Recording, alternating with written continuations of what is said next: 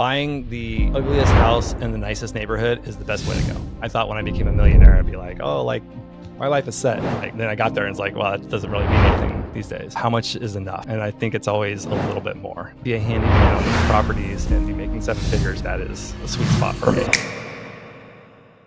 What's going on, Joshua? Thank you so much for coming on. I know you're doing a lot of cool things in the real estate space, but I am curious what drew you to this specific niche in the first place. Well, real estate in general has always been kind of in my backbone. I kind of grew up around it. My dad was a realtor growing up and kind of got into some creative stuff here and there.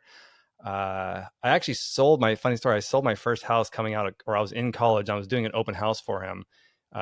He said he'd pay me $100 to go do an open house. And so I sat in this open house all day and showed it to all these people. And this older couple came back later on and said, we'd like to buy the house. And I was like, okay. And so I called my dad and like, what they want to buy it. What do I do? And he's like, well, get a check. Just totally joking. And so I told them, okay, just write a check, and told them who to make it out to. And they literally wrote me a check. So I called him back and said, hey, I got a check for this property. Like, what do I do? And he's like, what do you mean you have a check? I'm like, well, they wrote a check. He said, for how much? I said, the whole amount. What do you mean? And so I just essentially sold the house for full sticker, not knowing what I was doing. And he was just like, okay, I'm coming over. That was like my first like real estate transaction that I accidentally did. But I've always kind of been around it. I bought my first house at 18. Lived in that, house hacked for a few years in college, and then sold that, made some money on that, rolled it over to my next house. And I had moved to Arizona, going to Arizona State. That one I bought another house, did the same thing, house hacked it. And so I'd always kind of like been around real estate, owned real estate since I was 18. But I would say when I graduated college was when I really so I read Rich Dad, Poor Dad, like everybody does around that time, or their aha moment. And that was kind of like when it just clicked for me. And I kind of started to understand. I wasn't just buying a house and house hacking because it was a good idea. I understood making money work for you. And so from that point forward, I was very intentional about what I was doing in my investing, and buying properties that I knew I was going to keep long term and that I was going to rent, cash flow, and build equity in. So I did start buying in California at that time. I moved there after college, and that was kind of my first big purchase outside of the smaller homes I was buying in college. But since then, I've just kind of like started to snowball, started to buy out of state. And real estate is a passion of mine. It's not my full-time job. It is a side hustle, but I am very passionate about it. And this will eventually work into a full-time. It's just, I've got so much, it really is full-time now. I just also have a full-time day job. So. Gotcha. And what was your life like before? Oh, I guess you've been doing it for a while. It's kind of been engraved in you for a while. But if you can remember what it was like before, having it as a side hustle, what was your life like? I mean, it's kind of always been since college. I've always kind of done the real estate on the side as a side hustle. On the first house I bought, every weekend I was working on the house and doing a lot of the work myself, rehabbing it. And so it's really kind of always been a side hustle for me. But I would say the last probably 5 or 6 years, it's become a much bigger part of my life. My wife and I, we've really started to lean into it more and really started to build wealth. And I think like starting out, you get 1 or 2 properties and it's like, oh, this is great. But then you get 3 or 4 or 5 or 6, and all of a sudden it starts to like snowball and the curve kind of starts to go up. And at that point, it's kind of like, oh, we got something here. And so I would say about 5 or 6 years ago is when we really started to lean in and really be intentional about building this portfolio. And hey, this is going to be our retirement, and this is also going to be probably our full-time job at some point. So that's kind of like when it really kicked off for us. Want to get motivated sellers that nobody knows about? Introducing 10X TV. If you want to create credibility in your market, find deals that nobody else knows about, and crush your competition, you need to check into TV commercials. It is the new buzz in the real estate investing industry since we introduced it several years ago. I've been using TV commercials myself for the last 12 years, and it's absolutely crushed it. So if you want to learn how to get on TV and to do something that little to no people are doing right now, go to claimmymarket.com. Again, that's claimmymarket.com. We usually only work with 2 investors per market, so if you're interested, reach out to us and book a call to see if you can claim your market before anybody else does. Now back to the show. That's awesome. And obviously, I'm curious to see what your business looks like today as far as like the actual hustle goes of it. But I know you said you are planning to have it be a full-time thing. I'm sure others listening are in that same boat. How do you plan to take it from the side hustle to the full-time thing, and what's stopping you from doing that? So I have this thing I like to say, like, I want to be a seven-figure handyman. And I don't mean, I mean, we're multimillionaires at this point with all of our assets, but I don't mean like seven-figure net worth. What I mean is I want to make seven figures a year and just be a handyman and go work on the properties that we own locally. Like, I think that I enjoy working on properties. So if I could sell my business and get to that point, or get it to where it runs itself, and then just be a handyman on these properties and be making seven figures, I think that is a sweet spot for me. I would be very happy with that. I don't mind doing that type of work. Like, most people don't like doing, working on toilets and working on plumbing and doing all that stuff. I have a lot of knowledge just with all the properties I've worked on, so I'm able to do a lot of stuff. I GC properties, so I'm not a general contractor, but I manage all these properties that we're rehabbing, and so I know a lot, like how to do a lot. I know how it's supposed to be done, and I enjoy that type of work. So, I think, a few years from now, when we get to that point, I can just be the seven-figure handyman. That's awesome. What's your main strategy when it comes to investing as a side business? What's the main strategy to start building wealth? We don't really have a main strategy. We've got main strategies because we've got multiple different portfolios that we manage. One of them is we do a lot of out of state investing with a solo 401k. So I do have a printing company. My print company is the sponsor of a solo 401k, which is, for those that don't know, that's similar to a self-directed IRA. They're kind of the same thing. They're just set up a little different. But basically, we use this 401k to buy property. So instead of putting it into the stock market or just into ETFs, it's actually invested in real property. And so a lot of people get this confused because a lot of people will liquidate their 401k to go buy properties, and they think that's how you're supposed to do it. And that's one way of doing it. And yeah, it may make sense for most people, but what I've found is that we're able to funnel with a solo 401k. We're able to funnel a lot of money through our business and put it in on the front end. So we get that tax write off on the front end, and then it grows tax deferred. You can also set it up as a Roth, but we have ours as a traditional. But when you have a property and you're renting it, all the rents go back into the 401k. So that's another confusion a lot of people have. We're not taking the rents and living off that as income. All those rents go back into the 401k to stay within that tax sheltered account. But it grows tax deferred, and there's a lot of benefits to it. One of the things you give up, though, is you can't depreciate your asset. There's no taxes on it, so it's already fully deferred. So there's no point of taking any depreciation because you don't have any income to depreciate. But the way you can just exponentially grow that over time, to me, makes a lot of sense. So I started this 8.5 years ago when I worked for another company, and I had a traditional 401k, rolled that over to a solo 401k, and started making contributions there. I started by buying, my first property was out of Kansas City. It was like a $30,000 property. Actually, no, I paid less than that. I think it was like $12,000 for it. And then I sold it for like 40 or 45. And then I started buying in South Carolina. Again, properties were $25,000, $30,000 back then. And I put $10,000 into them, rented for 5-6 years, and then just kind of going through a dispo cycle now. But they're all selling for 80 to 150,000. So I took that $80,000 and the account's worth almost $1 million today. So I don't think I would be sitting on that if I had just kept it in the mutual funds that they were in before. Yeah, for sure. So the 401k was the one of the strategies. What are your other strategies to build wealth as a side business? So my wife and I do what's called the ALLLL method. I'm sure you've heard of the Burr method. Everyone knows what that is. The ALLLL method is kind of a similar method, but so basically ALL stands for acquisition, live, lift, leverage, and then you loop it. So what we do is we buy properties that are a primary residence. We move into it, and so we'll get a primary residence loan. So we've got low down payment, good terms, lock in that lower rate for 30 years. And then while we're living in it, or right before we move in, we will rehab it. And then we'll live in it for a year or two. And then what we'll do is we will furnish the property.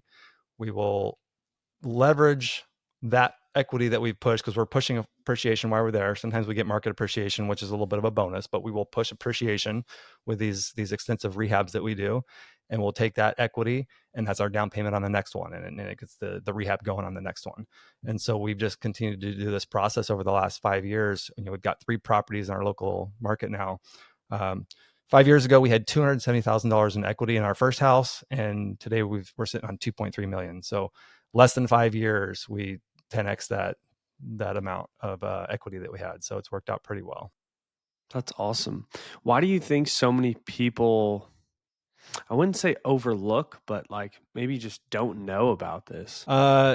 Using your primary residence and leveraging it, and it's not easy. There's 2 reasons. One, it's not easy. So we've got a family. We have 4 very young children. So our kids are all 5 and under. So 4 kids 5 and under. It's a very small, hectic household. We move a lot.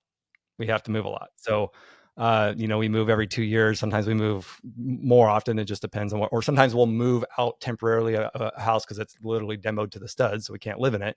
So we'll go live in a furnished home for 4 or 5 months at a time until we can move back in. So the sacrifice that we have to make in this is that we are moving around. So I think that's a lot of people don't want to make that sacrifice, and that's understandable. I've gotten my wife to come along on it, and it's paid off. It's really paid off in the last 5 years. So because of that, we've been able to get ahead, and now we're sitting on 3 high value assets in our local market that are going to continue to appreciate, and they cash flow. So there is a trade-off. It's easier without a family, I would say. If you're just a single person, like, you can do this all day long, right? You get a family, it's a little different story, and you got to get the spouse to go along with it. So that's one reason people don't do it. The other reason is I don't think everyone's got this mindset that the American dream is you buy a house and you got the home, and if you outgrow it, then you sell that house and you go and you get another one. But one of our biggest wealth building levers that we pull is creative tax planning. I've been buying property since I was 18. I have never once paid taxes on a property I sold. I've never had taxable income. A couple reasons. One, if it's a primary residence and you live in it for 2 years, you can sell it and not pay taxes up to $250,000 for a single person, or if you're married, it's $500,000. Most parts of the country that covers everything. High, places like California, it doesn't. We're beyond that in a lot of our properties. But that's one thing we're very intentional about, not triggering that tax liability. So I think most people will just sell the house. And here's the other thing is, like, they don't have the down payment. They put all their money into the first house, and then they need the down payment for the next house. So they think they need to sell that to get the money to buy the next one. But there are so many ways to pull money out of your house and tap into that equity. We love HELOCs. One is a HELOC. When you own a property and you live in it, HELOCs are a lot easier to get than they are on an investment property. So I always tell everybody, while you live in it, it's technically your primary residence. Lock in that HELOC and get as much of a HELOC as you can, because then when you move, you're never going to get that again on that property, because it's a rental property, which those are extremely difficult to get these days. And then once you've got it to use it, and you can pull that money out, use that, roll that over. There's home equity agreements if you don't want to have a payment on it. If it's a high interest environment like we are now, some of these HELOCs with variable, they might be 8.5%, 9%. You can do a home equity agreement. You can actually sell a portion of your equity and not have a loan or not have a payment at all. So you can tap into it that way, and you still own the house and you're still gaining equity on it. And there's other creative ways we've done it. We've actually cross collateralized some properties to get into the next one.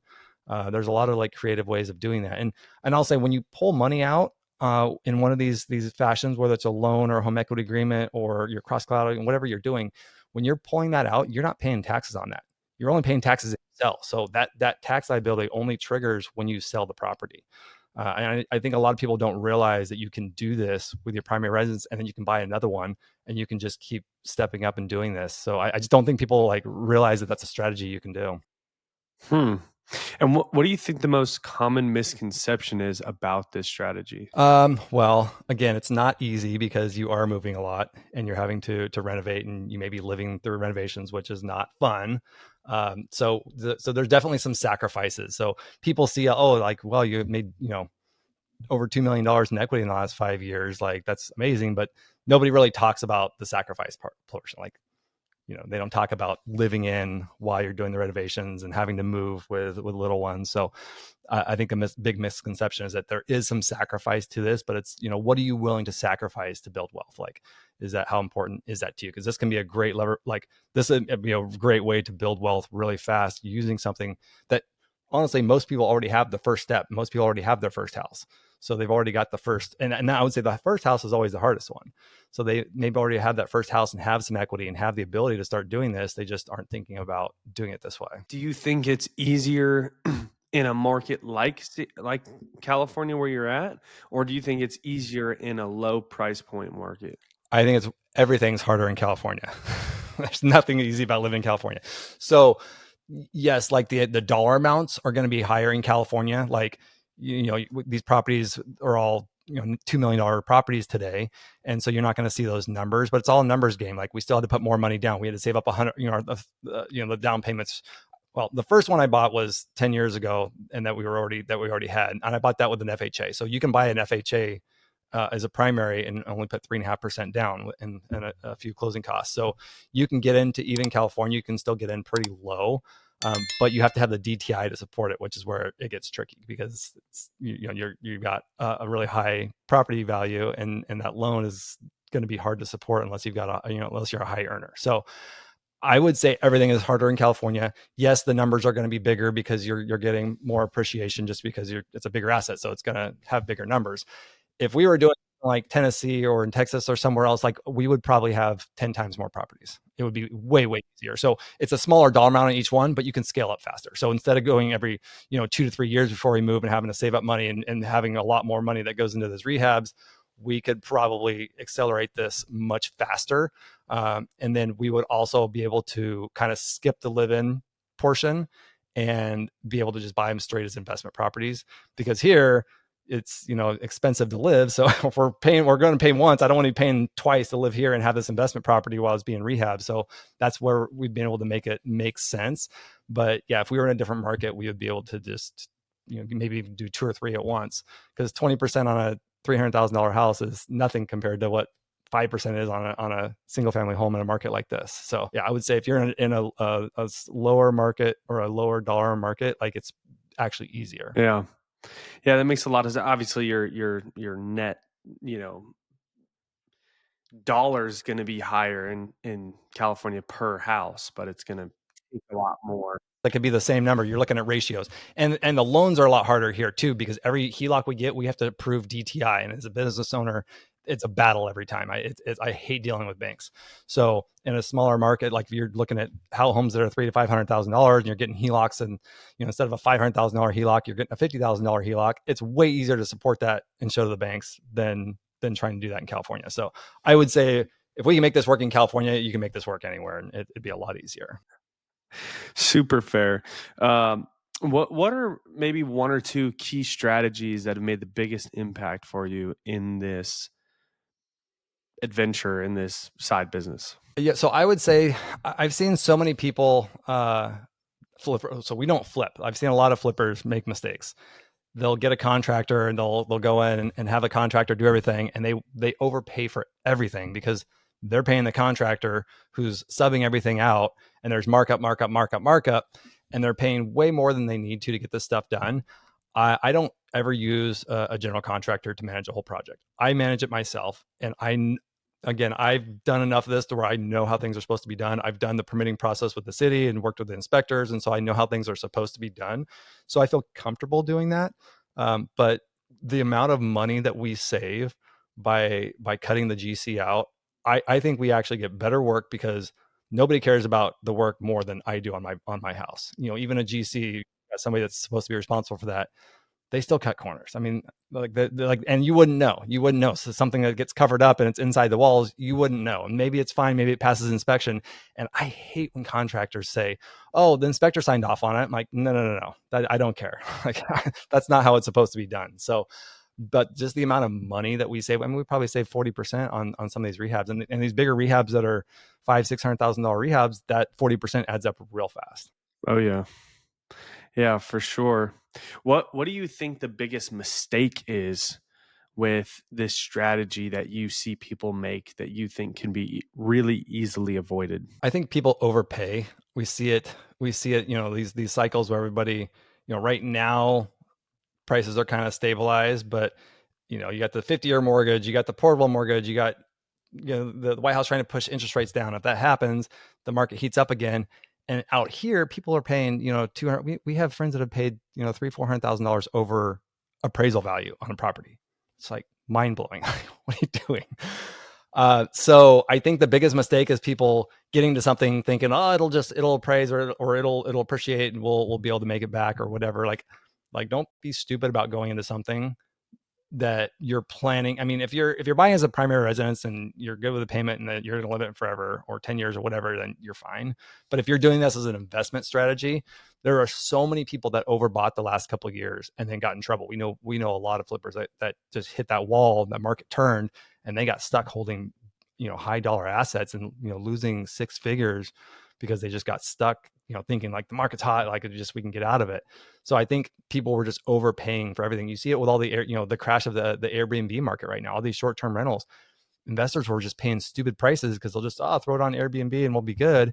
And then the market turned and Airbnb got saturated, and so they're not renting. And so a lot of people are in trouble because they were just overpaying, not thinking through like, what's your backup plan? That people don't have a backup plan. They just, they're chasing this like whatever's hot, but they don't have a backup plan. What happens if you get stuck in that property, and what are you going to do? And you can't rent it out to cover your monthly expenses. Now you're going backwards every month.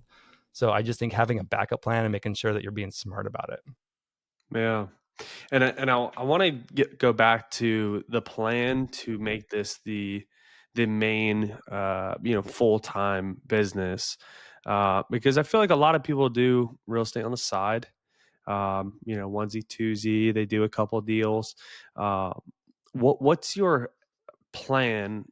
Is it a 5-year plan? Is it a 2-year plan? Like, take us through that plan for the next how many years to get to that point? Yeah, so it's tough to say because I have a business that I've built up that I've spent several years building up. So that's kind of my glue. It's hard to, it's not like a job where I can just put in my resignation. I can't just walk away from a company and like let it collapse. Obviously, I'm not going to let that do. I'm tied to it. There's loans, there's things that my name are in, so it'd take me down with it. So I'm not gonna just walk away. So that's kind of my thing is like I'm trying to figure out the exit on that. Like, and what does that look like right now?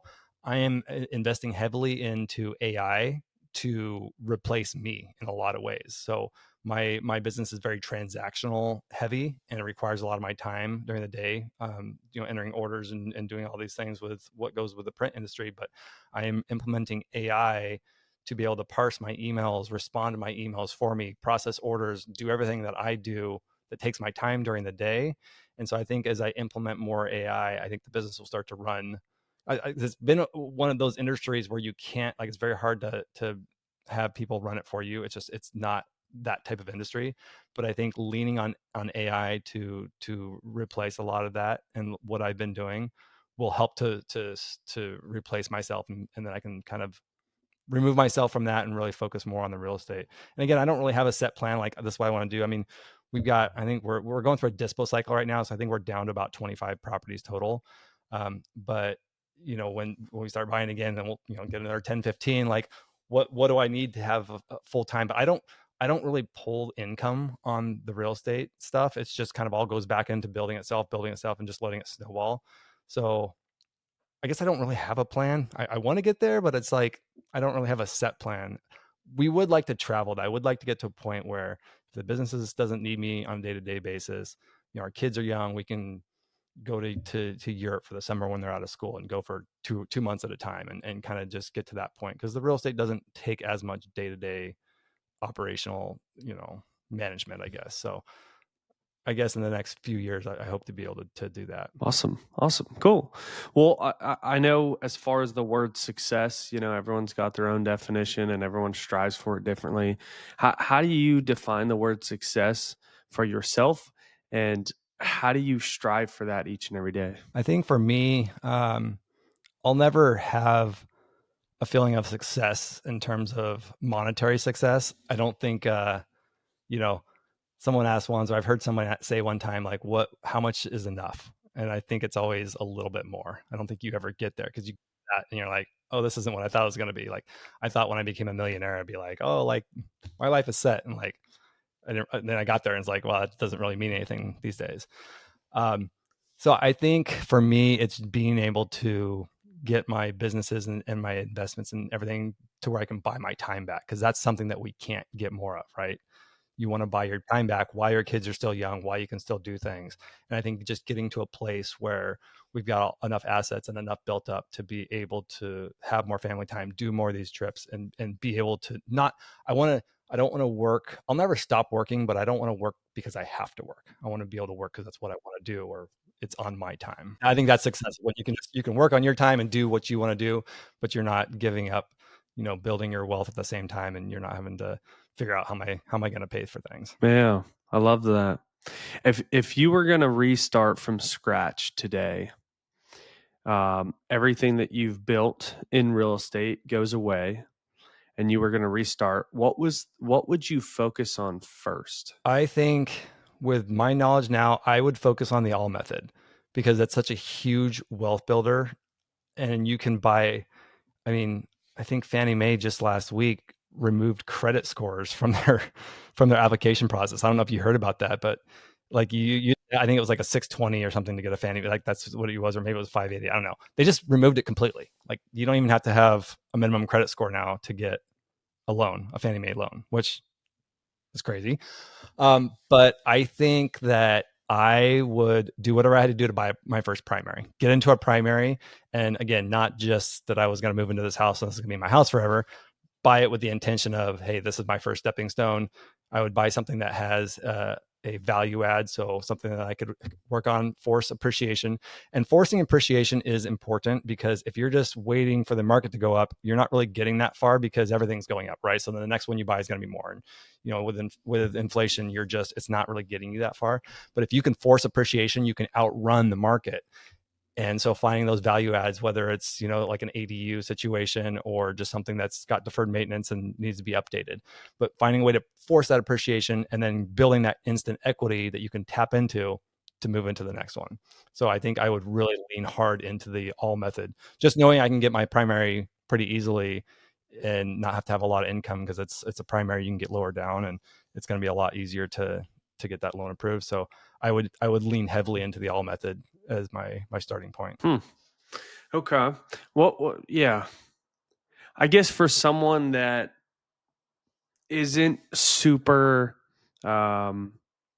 inclined to do the work themselves, adding something simple, like when someone goes to look for that property that you can add something to push that value, what's the easiest thing that someone can look for to where if they're looking on the MLS or an off-market deal and they find this, they can easily do it and add that value? What would that one thing be if you had to pick? I think so. Buying, you hear in real estate, location, location, location.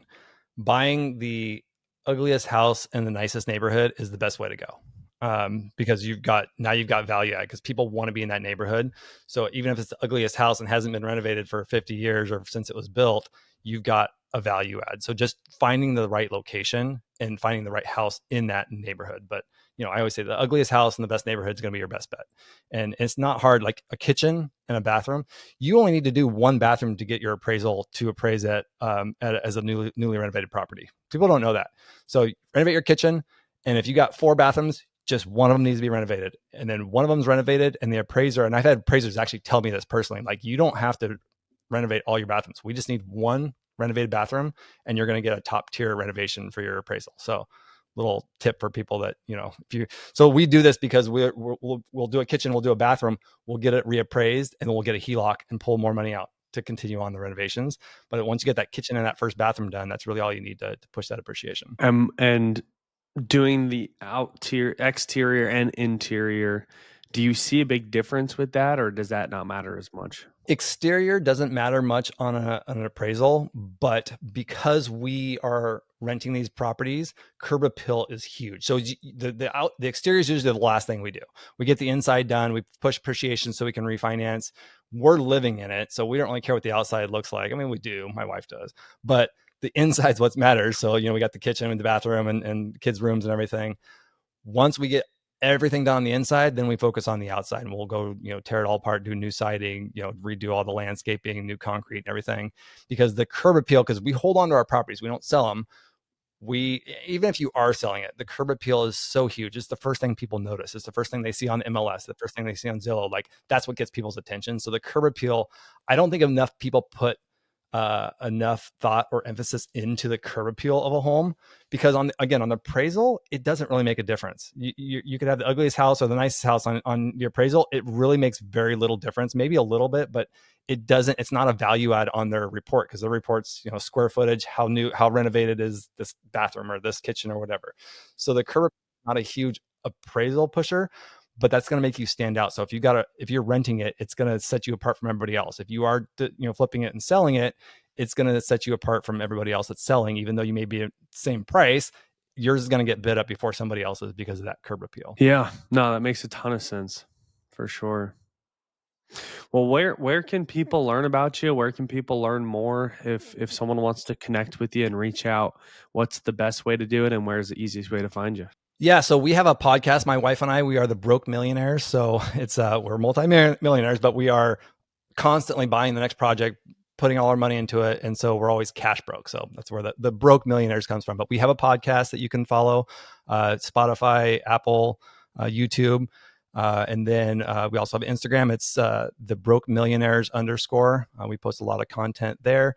And if somebody's interested in the ALLLL method, we do have a free blueprint that we give out. So if you find us on Instagram and DM ALLLL method, and we'll send you the free blueprint on that. But if somebody's interested in actually diving in and seeing how we've used that method to build our wealth, it's a pretty powerful tool. That's awesome. Awesome. Great give. So, Josh, I appreciate you coming on. I appreciate you, taking the time. Everyone, thanks for watching, and we'll see you next time. Cool. Appreciate it. Thanks for having me.